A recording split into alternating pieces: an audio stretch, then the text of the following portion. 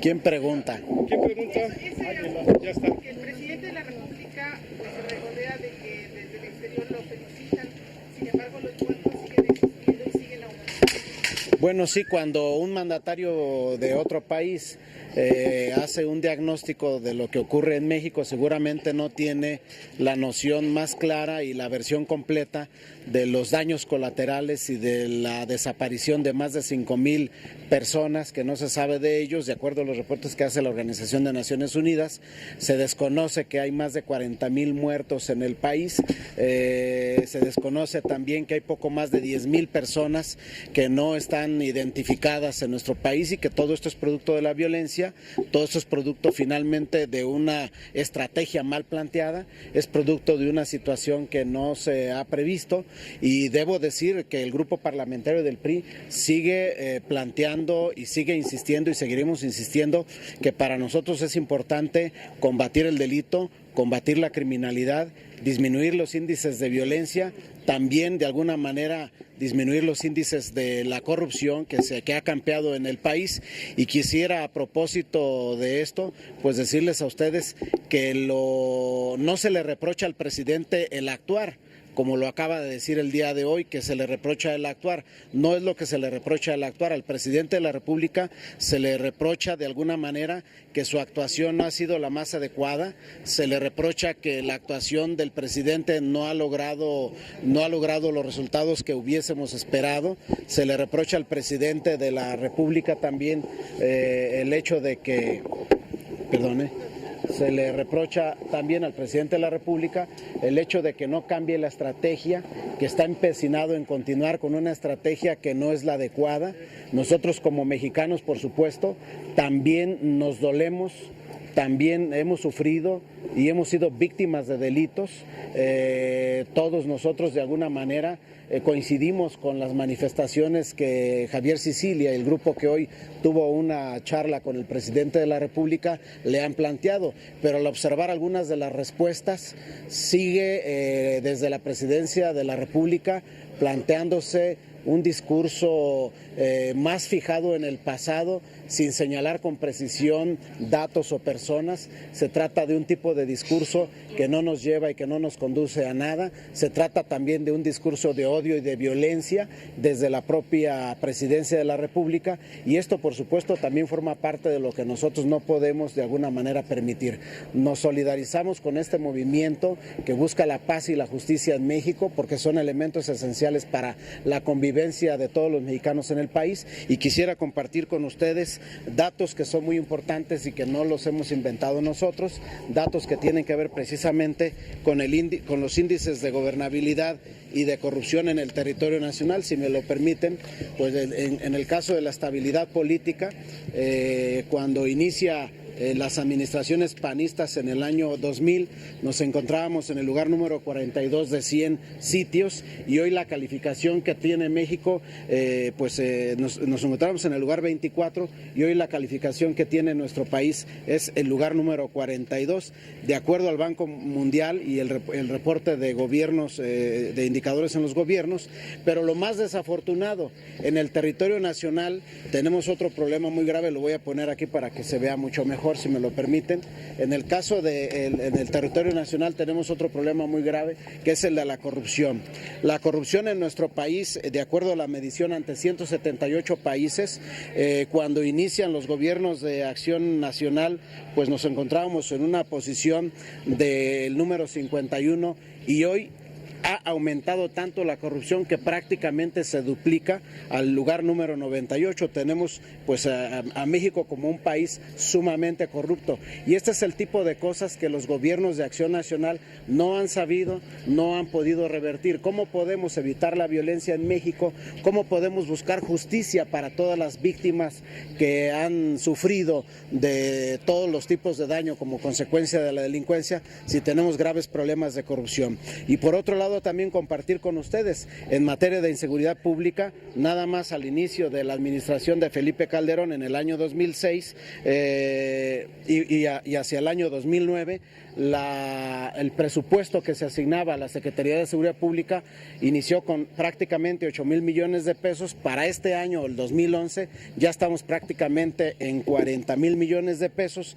Sin embargo, el índice de delincuencia acumulado en el territorio nacional por cada uno de los años de Felipe Calderón de promedio es del 14%. Lo voy a plantear en 3 temas muy importantes que también fueron hoy motivo de reflexión en este encuentro de ciudadanos con el presidente Calderón. En materia de secuestros aumentamos en estos 4 años el 83% de 2006 a la fecha. Los secuestros que son denunciados, no estamos tomando en cuenta los delitos que no han sido denunciados. El homicidio, que es homicidio por supuesto violento, el 33%, y en robo violento aumentó un 31%. ¿Esto qué significa? Estos delitos se cometen con armas de fuego. Estos 3 delitos se usan armas de fuego y el gobierno federal no puede decir que no son competentes para conocer de este tipo de comportamientos. Hoy que ya federalizamos el delito de secuestro, incluso hay más obligación del gobierno para evitar este tipo de comportamientos que han venido aumentándose, de tal suerte que todos los delitos que se cometen pues están también de alguna manera cometiéndose delitos del orden federal. Trata de personas en México. México se encuentra en el segundo lugar mundial en materia de trata de personas, solamente está superado por Tailandia. México es el segundo país que tiene el problema más grave en el mundo, solamente superado por Tailandia en materia de trata de personas. Creo que este tipo de cosas, por supuesto, no nos ayudan. Y bueno, pues quiero decir lo más grave es lo siguiente, que durante estos años en que ha gobernado el Partido Acción Nacional y en los últimos 4 años fundamentalmente, el 78% de los delitos, en ellos participan jóvenes que se encuentran en edades comprendidas entre los 14 y 21 años. ¿Qué significa esto? Si retrotraemos la situación temporal, nos vamos a dar cuenta que en los últimos 10 años, estas personas que hoy forman parte de la delincuencia organizada, estos eran niños. Eran personas que incluso tenían 4 años de edad o el máximo tenía 10 u 11 años de edad. Y hoy el 78% de los delitos en ellos participan personas que están entre los 14 y 21 años de edad. Esto nos lleva solamente a una determinación y a una verdad. No podemos seguir echando culpas hacia el pasado porque los últimos 10 años los gobiernos del PAN no han sido capaces de desarrollar políticas sociales para evitar que estos niños y jóvenes se enrolen en las filas de la delincuencia. Aquí tenemos referentes muy claros, personas que tenían 4 años de edad y que no han tenido ninguna opción durante estos últimos 10 años para desarrollarse, hoy forman parte de ese grueso, 78% de las redes de la delincuencia. En este orden de cosas, pues sí quisiera compartir con ustedes que, insistimos, nunca le hemos reprochado al presidente que actúe contra los delincuentes y la delincuencia. Lo único que nosotros hemos precisado es que desde que se inició esta llamada guerra, entre comillas, que después dijo que no era guerra, contra el crimen organizado, se inició sin estrategia, se inició sin bases de inteligencia y sobre todo lo más importante, prácticamente al final de su sexenio está mandando o está enviando aquellas reformas que pudo haber sacado adelante incluso en el primer trienio de su administración, cuando su partido, el Partido Acción Nacional, también eran mayoría en el Congreso de la Unión. Me parece entonces paradójico que se siga pensando y se siga planteando en el esquema de repartición de culpas. México está viviendo un problema muy grave que es el de la violencia y la delincuencia, y nosotros los que estamos en el ámbito del ejercicio de la administración pública y en el ejercicio de las decisiones de la política tenemos que dejar claro que no debemos perder más nuestro tiempo en la búsqueda de culpables en las esferas del ámbito político, sino también y sobre todo la búsqueda de soluciones a un grave problema que está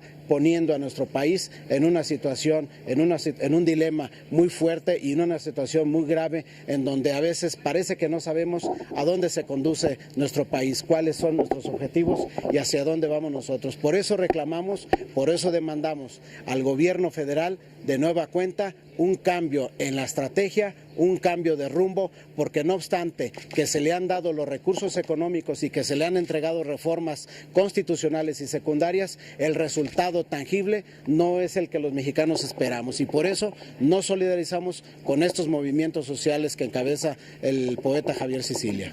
Pero además del cambio de estrategia, también se exigiría al presidente de la República que cumpla con esa petición ciudadana que se había hecho en el Paseo de Chapultepec, de ir al fondo, si es necesario, pues profundizar investigaciones en políticos, en empresarios, en grupos de poder financiero. Claro, un planteamiento muy claro, y para evitar que el gobierno federal siga cayendo en pifias, es que investiguen a fondo cualquier situación que sea de carácter delictiva, pero también que cumpla con el marco constitucional y sobre todo que se cumpla con la reforma que aprobó el artículo 1 constitucional y que entró en vigor el día 11 de este mes. Quiero compartir con ustedes que ahora el marco de referencia en todo tipo de juicios de orden criminal, civil, mercantil, administrativo, etcétera, etcétera, ya no solamente será la Constitución General de la República. Ahora nuestro país está obligado a cumplir con las garantías consagradas en la Constitución y a cumplir de manera puntual con todos y cada uno de los tratados internacionales. Esto es similar a la Constitución, todos los pactos internacionales que se han firmado por nuestro país en la historia de sus relaciones internacionales.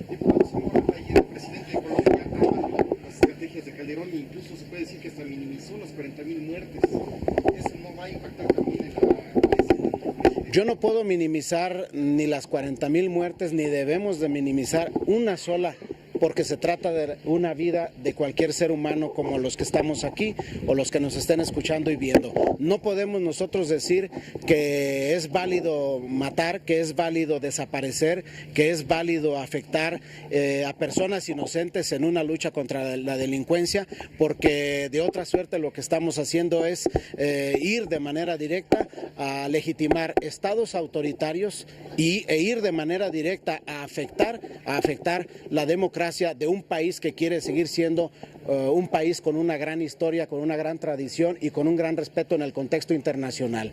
Eso es lo que hemos ganado nosotros, no es el dicho de un mandatario de otro país que seguramente no conoce de manera profunda lo que estamos viviendo y sufriendo los mexicanos, sino es la situación de la imagen que los mexicanos ahora tenemos en el contexto internacional. Y si no, pregúntenle a cualquiera que salga de nuestro país a otro país cuando llega a las aduanas de aquel lugar, a los servicios migratorios de aquel lugar, el solo hecho de decir somos mexicanos, ahora en estos últimos años de los gobiernos de Acción Nacional, lo que nos han heredado es una mala imagen en el contexto internacional de que todos somos violentos o corruptos. Muchas gracias. Gracias.